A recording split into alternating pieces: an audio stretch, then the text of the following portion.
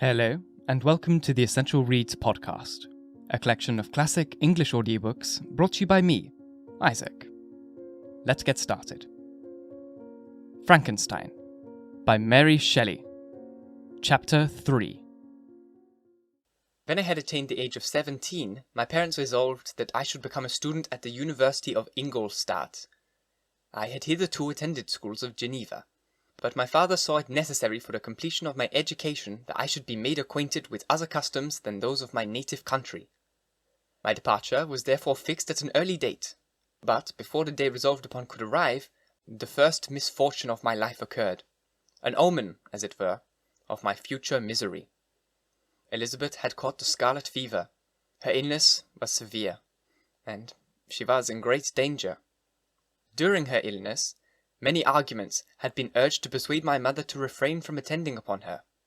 She had at first yielded to our entreaties, but when she heard that the life of her favourite was menaced, she could no longer control her anxiety. She attended her sick bed. Her watchful attentions triumphed over the malignity of distemper. Elizabeth was saved, but the consequences of this imprudence were fatal to her preserver. On the third day, my mother sickened. Her fever was accompanied by the most alarming symptoms, and the looks of her medical attendants prognosticated the worst event. On her deathbed, the fortitude and the benignity of this best woman did not desert her. She joined the hands of Elizabeth and myself.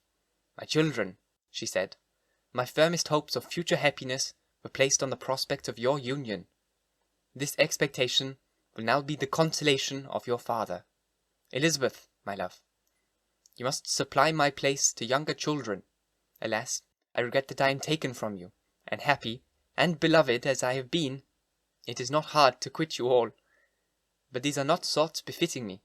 I will endeavour to resign myself cheerfully to death, and will indulge a hope of meeting you in another world." She died calmly, and her countenance expressed affection even in death. I need not describe the feelings of those whose dearest ties are rent by that most irreparable evil. The void that presents itself to the soul, and the despair that is exhibited on the countenance. It is so long before the mind can persuade itself that whom we saw every day, and whose very existence appeared a part of our own, can have departed for ever. That the brightness of a beloved eye can have been extinguished, and the sound of a voice so familiar and dear to the ear can be hushed, never more to be heard. These are the reflections of the first days, but when the lapse of time proves the reality of the evil, then the actual bitterness of grief commences. Yet from whom has not that rude hand rent away some dear connection? And why should I describe a sorrow which all have felt and must feel? The time at length arrives when grief is rather an indulgence than a necessity, and the smile that plays upon the lips, although it may be deemed a sacrilege, is not banished. My mother was dead, but we still had duties which we ought to perform. We must continue our course with the rest, and learn to think ourselves fortunate, thus one remains whom the spoiler has not seized. My departure for Ingolstadt, which had been deferred by these events, was now again determined upon. I obtained from my father a respite of some weeks. It appeared to me sacrilege so soon to leave the repose, akin to death, of the house of mourning, and to rush into the thick of life. I was new to sorrow, but it did not the less alarm me. I was unwilling to quit the sight of those who remained to me, and all above, I desired to see my sweet Elizabeth in some degree consoled. She indeed veiled her grief, and strove to act the comfort to all of us. She looked steadily on life, and assumed its duties with courage and zeal. She devoted herself to those whom she had been taught to call her uncle and cousins. Never was she so enchanting as this time, when she recalled the sunshine of her smiles, and spent them upon us. Never forget her. She forgot even her own regret in her endeavours to make us forget. The day of my departure at length arrived. Clerval spent the last evening with us. He had endeavoured to persuade his father to permit him to accompany me, and to become my fellow student, but in vain. His father was a narrow-minded trader, and saw idleness and ruin in the aspirations and ambitions of his son. Henry deeply felt the misfortune of being debarked from a liberal education.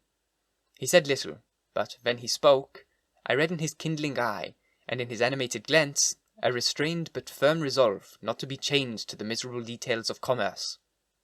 We sat late. We could not tear ourselves away from each other, nor persuade ourselves to say the word farewell. It was said, and we retired under the pretence of seeking repose, each fancying that the other was deceived. But when, at morning's dawn, I descended to the carriage which was to convey me away, they were all there. My father again to bless me, Clerval to press my hand once more, my Elizabeth to renew my entreaties that I would write often, and to bestow me the last feminine attentions on her playmate and friend. I threw myself into the chaise that was to convey me away, and indulged in the most melancholy reflections. I, who had ever been surrounded by amiable companions, continually engaged in endeavouring to bestow mutual pleasure, I was now alone. In the university whither I was going, I must form my own friends, and be my own protector. The life had hitherto been remarkably secluded and domestic, and this had given me invincible repugnance to new countenances. I loved my brothers, Elizabeth and Clerval. These were old familiar faces, but I believed myself totally unfitted for the company of strangers. Such were my reflections as I commenced my journey. But as I proceeded, my spirits and hopes rose. I ardently desired the acquisition of knowledge. I had often, when at home, thought it hard to remain during my youth cooped up in one place, and had longed to enter the world, and take my station among other human beings. Now my desires were complied with, and it would indeed have been folly to repent. I had sufficient leisure for these and many other reflections during my journey to Ingolstadt, which was long and fatiguing. At length the white steeple of the town met my eyes. I alighted, and was conducted to my solitary apartment to spend the evening as I pleased. The next morning I delivered my letters of introduction, and paid a visit to some of the principal professors. Chance, or rather the evil influence, the angel of destruction, which asserted omnipotent sway over me from the moment I turned my reluctant steps from my father's door, led me first to Krempe, professor of natural philosophy. He was an uncouth man, but deeply imbued in the secrets of his science. He asked me several questions concerning my progress to the different branches of science appertaining to natural philosophy. I replied carelessly, and, partly in contempt, mentioned the names of my alchemists as principal authors I had studied. The professor stared. "Have you," he said, "really spent your time studying such nonsense?" I replied in the affirmative. "Every minute," continued Krempe with warmth, "every instant you have wasted on those books is utterly and entirely lost.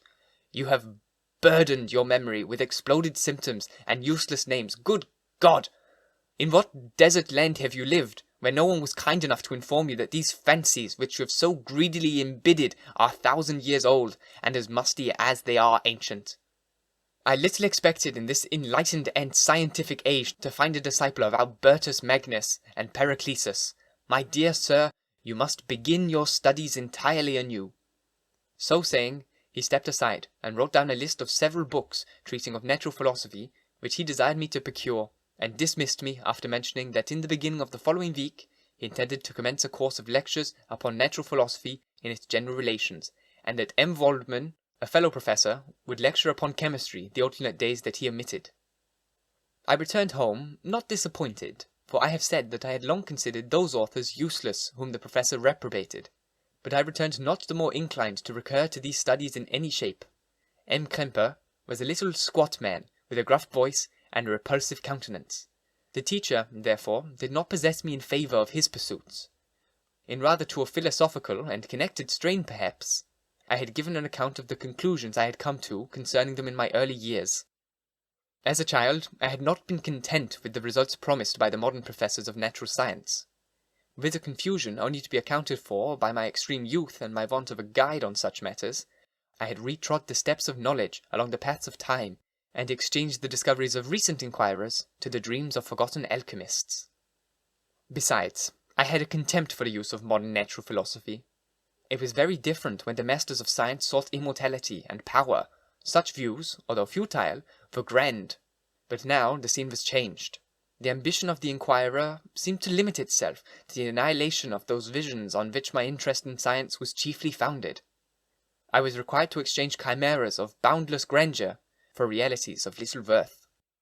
Such for the reflection during my first 2 or 3 days of my residence at Ingolstadt, which were chiefly spent in becoming acquainted with the localities and the principal residents in my new abode. But as the ensuing week commenced, I thought of the information which M. Krempe had given me concerning the lectures, and, although I could not consent to go and hear that little conceited fellow deliver sentences out of a pulpit, I recollected what he had said of M. Waldman, whom I had never seen, as he had hitherto been out of town. Partly from curiosity, and partly from idleness, I went into the lecturing room, which M. Waldman entered shortly after. This professor was very unlike his colleague. He appeared about 50 years of age, but with an aspect expressive of the greatest benevolence. A few grey hairs covered his temple, but those at the back of his head were nearly black.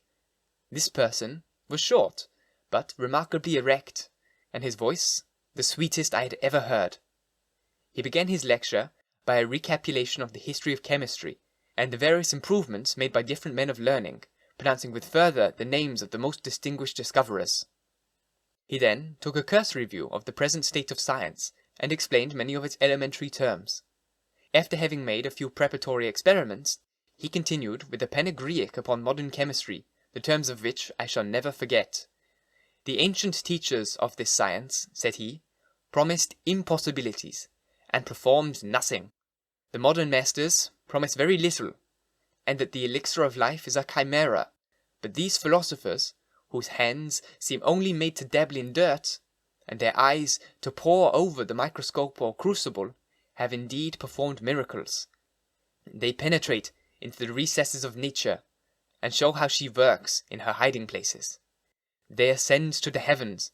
They have discovered how the blood circulates, and the nature of the air we breathe. They have acquired new and almost unlimited powers. They can command the thunder of the heaven, mimic the earthquake, and even mock the invisible world with its own shadows. Such were the words of the professor, rather, let me say such the words of fate, encountered to destroy me. As he went on, I felt as if my soul were grappling with a palpable enemy. One by one, the various keys were touched which formed the mechanism of my being. Chord after chord was sounded, and soon my mind was filled with one thought, one conception, one purpose. So much had been done, exclaimed the soul of Frankenstein. More, far more will I achieve. Treading in the steps already marked, I will pioneer a new way, explore unknown powers, and unfold to the world the deepest mysteries of creation. I closed not my eyes that night. My internal being was a state of insurrection and turmoil. I felt that order would then arise, but I had no power to produce it. By degrees, after the morning's dawn, sleep came. I awoke, and my yesternight's thoughts were as a dream. There only remained a resolution to return to my ancient studies, and to devote myself to a science for which I believed myself to possess a natural talent. On the same day, I paid M. Waldman a visit. His manners, in private, were even more mild and attractive than in public, for there was a certain dignity in his mind during his lectures, which in his own house was replaced by the greatest affability and kindness. I gave him pretty nearly the same account of my former pursuits as I had given to his fellow professor. He heard with attention the little narration concerning my studies, and smiled at the names of Cornelius Agrippa and Paracelsus, but without the contempt that M. Kempe had exhibited. He said that these were men whose indefatigable zeal modern philosophers were indebted for most of the foundations of their knowledge.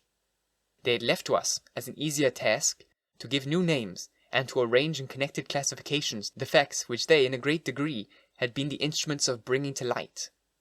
The labours of men of genius, however erroneously directed, scarcely ever fail in ultimately turning the solid advantage of mankind. I listened to his statement, which was delivered without any presumption or affection, and then added that his lecture had removed my prejudices against modern chemists.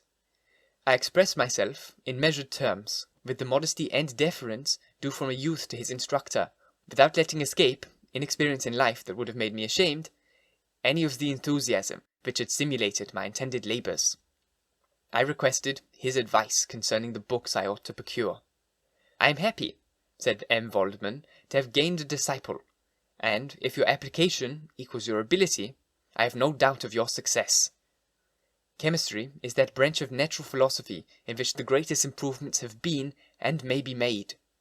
It is on that account that I have made it my particular study, but at the same time I have not neglected the other branches of science. A man would make but a very sorry chemist if he only attended to that department of human knowledge alone. If your wish is to become really a man of science, and not merely a petty experimentalist, I should advise you to apply to every batch of natural philosophy, including mathematics. He then took me into his laboratory, and explained to me the uses of his various machines, instructing me as to what I ought to procure, and promising me the use of his own when I should have advanced far enough in the science to not derange their mechanism. He also gave me the list of books which I had requested, and I took my leave. Thus ended a day memorable to me. It decided my future destiny. Thank you so very much for listening. If you enjoyed, please leave a review. If you're on YouTube, subscribe, comment, like, all the YouTubey things. And if you really want to support me, go to my Patreon. The link is in the description box. Once again, thank you very, very much for listening. And until next time, bye-bye.